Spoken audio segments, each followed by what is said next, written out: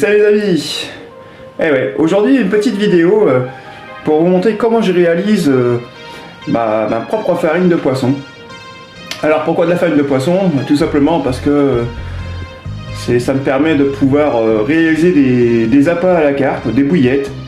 Quand on les fait soi-même, ça évite de mettre des arômes. C'est vraiment des extraits naturels de la mer, parce que je vais utiliser du poisson de mer.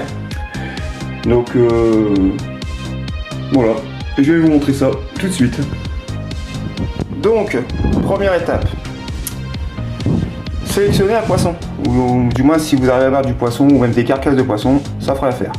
Moi j'ai la chance d'habiter à côté de la mer, et comme vous l'avez vu sur mes vidéos YouTube, je pêche énormément en mer.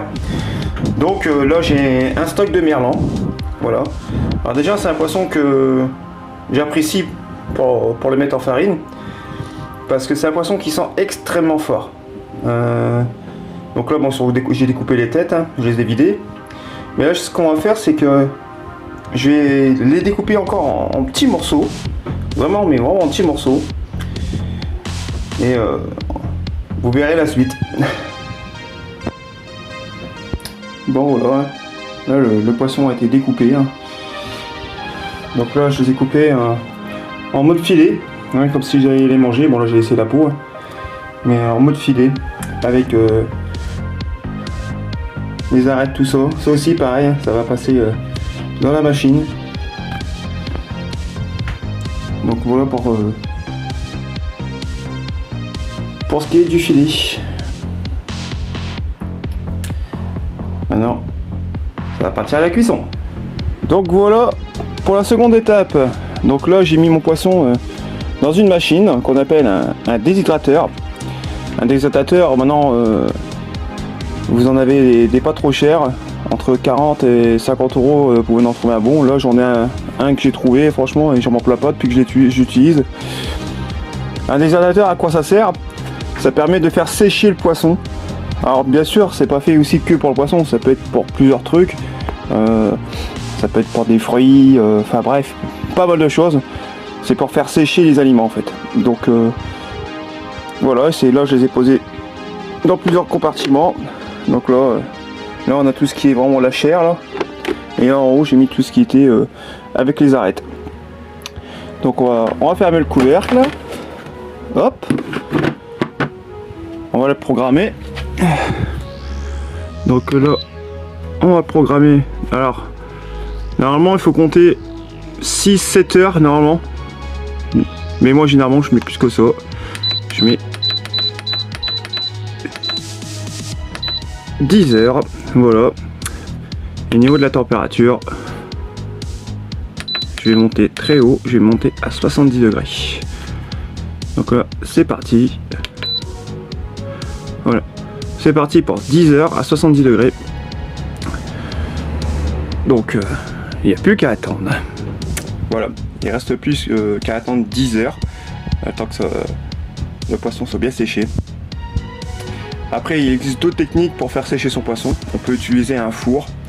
Bon, je vous dirais un four, c'est bien, mais si vous tenez à votre ménage, pour ceux qui sont en couple, à éviter. Alors, ce genre de procédé, essayez de le faire dans des endroits assez aérés. Là bon, là on est dans mon garage. Bon, c'est assez aéré parce que j'ai des voûtes ici. J'ai l'air qui passe souvent dans mon garage, donc c'est assez aéré. Ou dans un local extérieur. Mais ce genre de procédé, évitez de le faire chez vous, parce que je vous dis pas les odeurs, c'est l'horreur. Voilà, allez, on va attendre les 10 heures.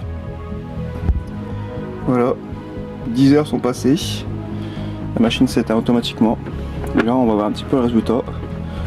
La comparaison. Hop. Donc là il y a de l'odeur, comme je dis, ça sent fort. Et là on a le poisson, vous voyez, très cassant, très dur. Voilà. Donc là c'est la partie des tout ce qui est arête. Hop. On va poser ça là. Et là, tout ce qui est partie chair. Voilà. Donc là,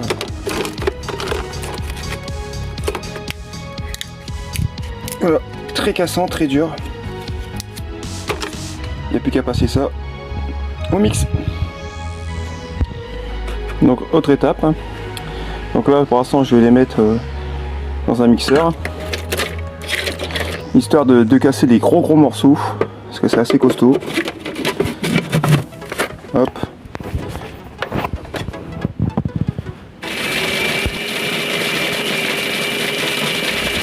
Voilà. Les gros morceaux sont bien cassés. Là je les ai mis dans une autre machine. Une machine beaucoup plus puissante. Ça va les broyer à l'état farine. Allez, petite démonstration.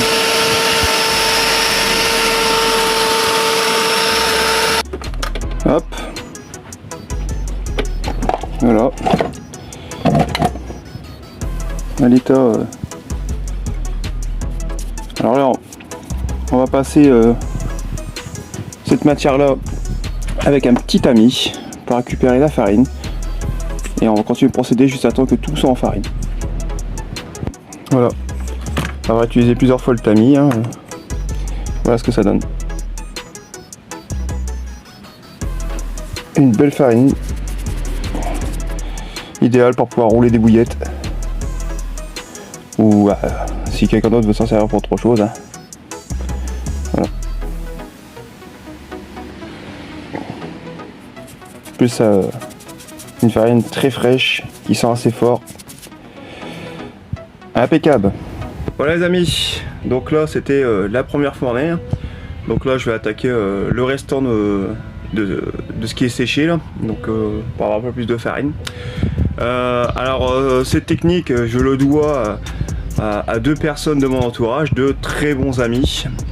Déjà mon ami du Calvados, Gio, que vous pouvez retrouver sur notre page Facebook, la team de Schnorr, et aussi à mon ami Lucien, qui lui roule des bouillettes aussi chez LT Bouillettes.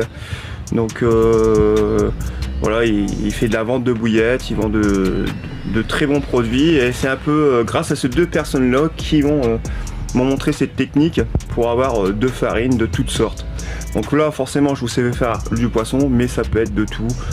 Ça peut être tout ce qui est crevettes, là j'ai de la farine de crevettes, des moules, du crabe, bref, tout ce qui vous passe par-dessus la tête, même ça peut être de la viande aussi, ça peut être vraiment de plein de choses. Donc c'est pour ça que je ne les remercierai jamais assez pour m'avoir expliqué et montré les techniques pour pouvoir avoir des farines fraîches. Ce qui va pouvoir me permettre de moi-même créer mes propres bouillettes avec des parfums différents, plusieurs variétés, bref des choses peut-être qu'on ne voit pas forcément au commerce. Donc bon, à essayer. Voilà, donc j'espère que cette petite vidéo vous a fait plaisir. Je vous invite à venir me rejoindre comme d'habitude, soit sur ma page Facebook, la team de Schnorr, ou soit sur mon TikTok Pêche Dada 62. Si la vidéo vous a plu, n'hésitez pas, le petit pouce bleu. Et voilà quoi, si vous souhaitez vous abonner, ça fera toujours plaisir. Et puis je vous dis à très bientôt pour de prochaines aventures.